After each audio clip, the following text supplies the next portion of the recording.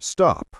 Look at your life, not the curated version you post online, but the raw, unedited reality. That quiet dissatisfaction you feel, that persistent sense that you're meant for more than this endless cycle of consumption and productivity, that's not a bug in the system. It's your soul's built-in navigation system, trying to reroute you toward your actual purpose. While you've been chasing external validation, the promotions, the likes, the appearances, something essential has been starving.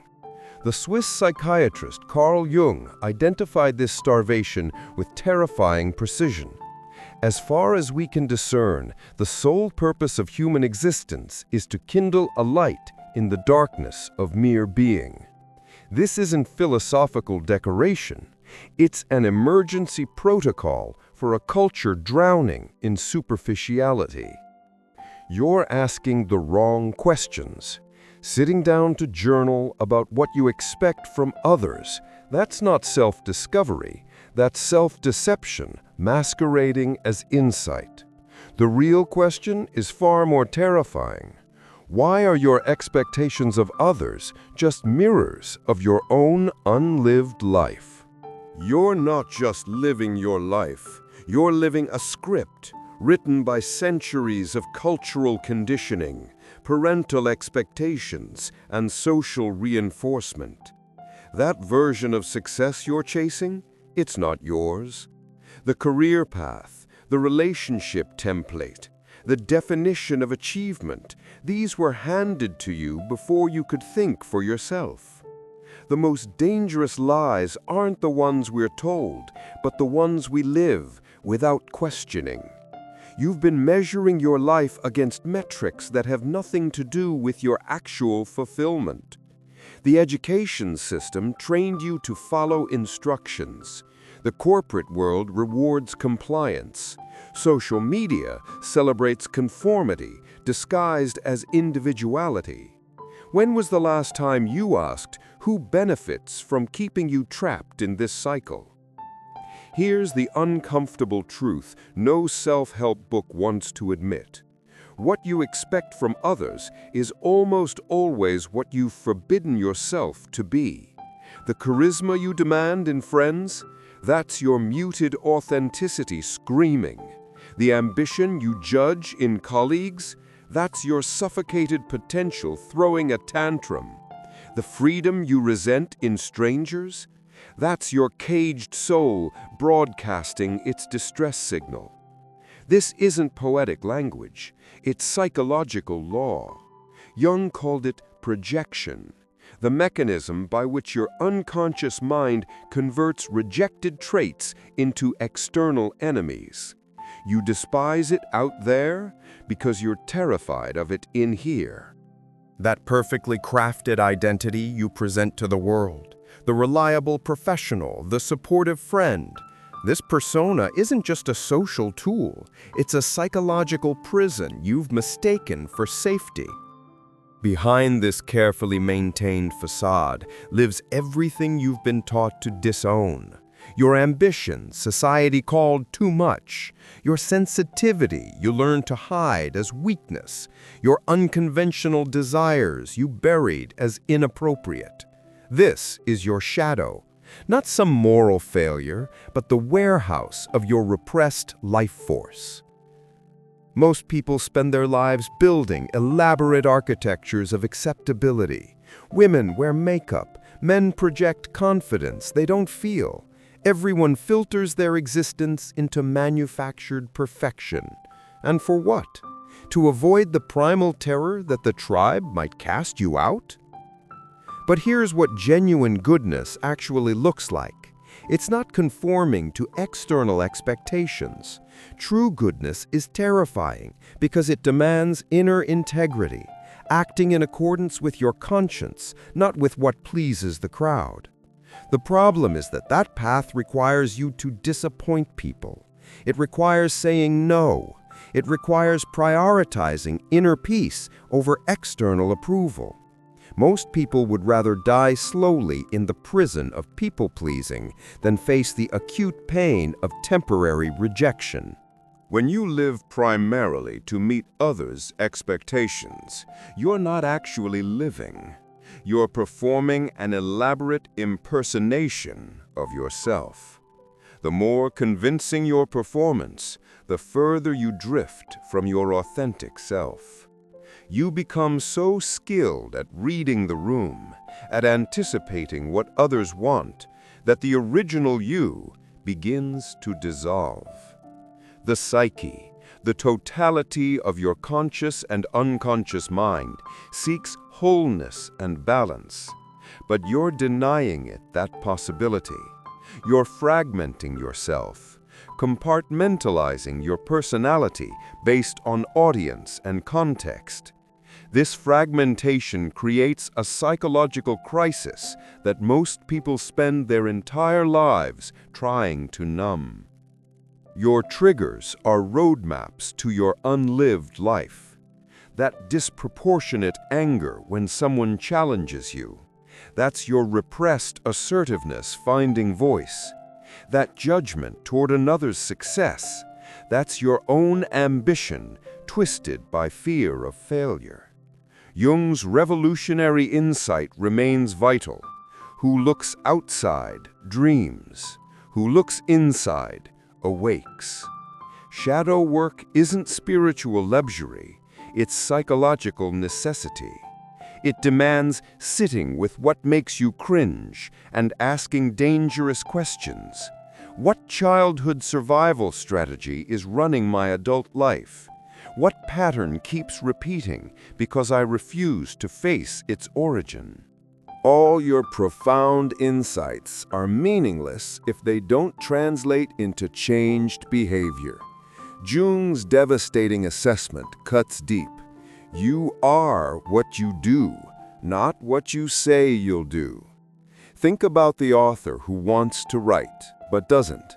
The artist who dreams, but doesn't create. This isn't a productivity problem. This is a shadow problem.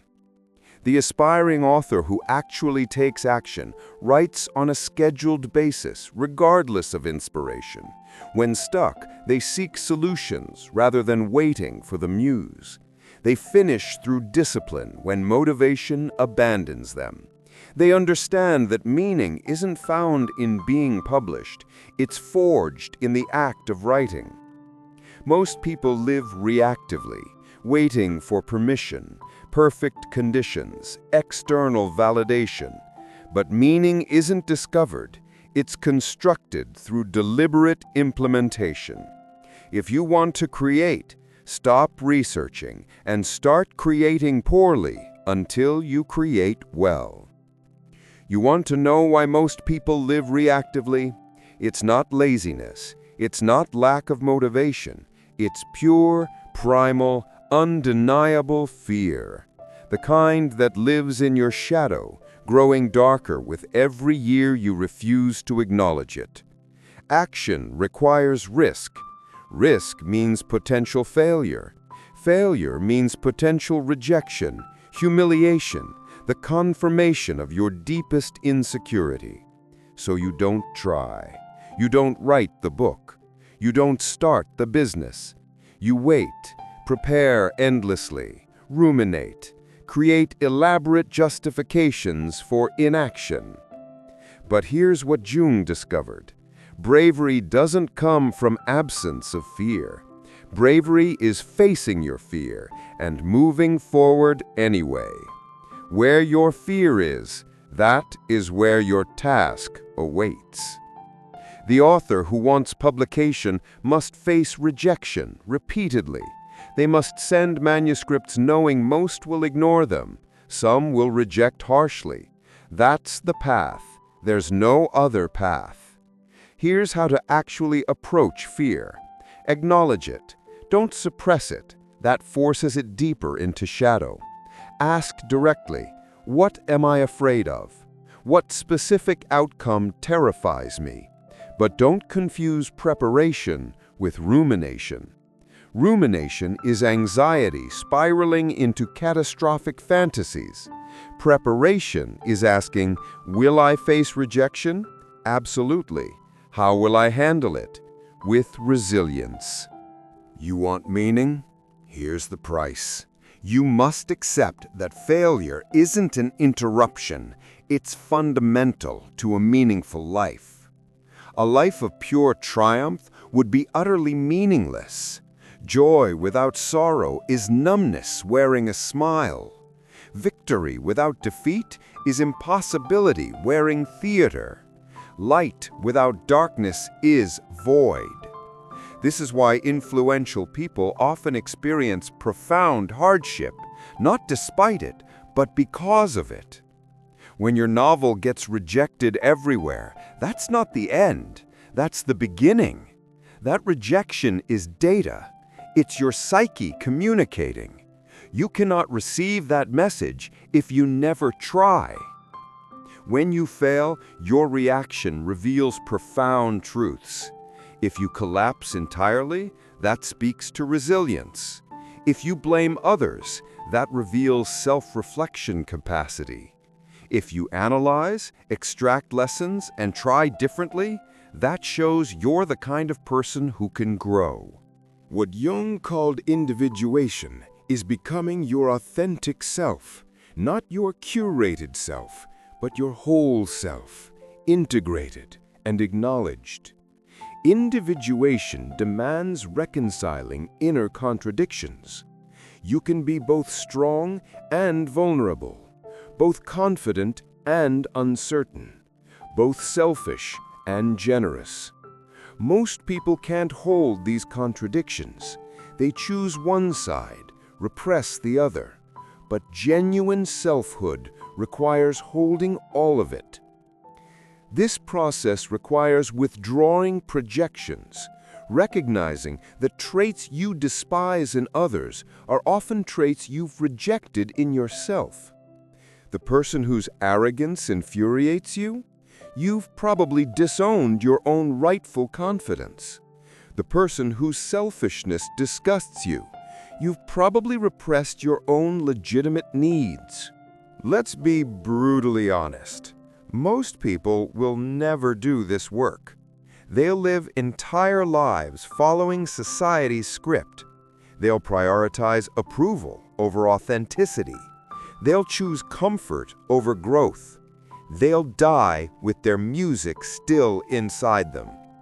But becoming authentically yourself will cost you. It will cost the approval of people comfortable only with your mask. It will cost the safety of conformity.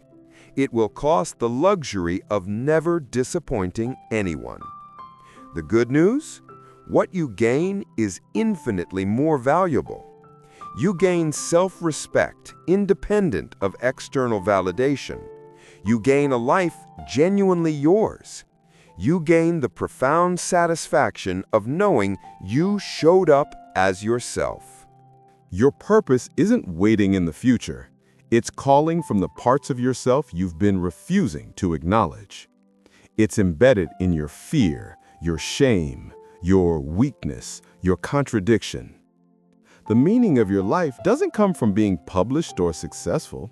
It comes from showing up, from trying, from facing fear, from taking action despite uncertainty, from allowing yourself to be transformed by the process. The person who writes a rejected book still has more meaning than one who never writes, because they discovered they're capable of sustained effort. They learned they can handle disappointment. They learned they're the kind of person who attempts things. Your life has purpose as long as you're willing to become whole. Not as long as you achieve something external. Not as long as you win approval. As long as you integrate shadows, acknowledge contradictions, face fears, and take action anyway. That's where meaning lives. That's where your purpose has always been waiting.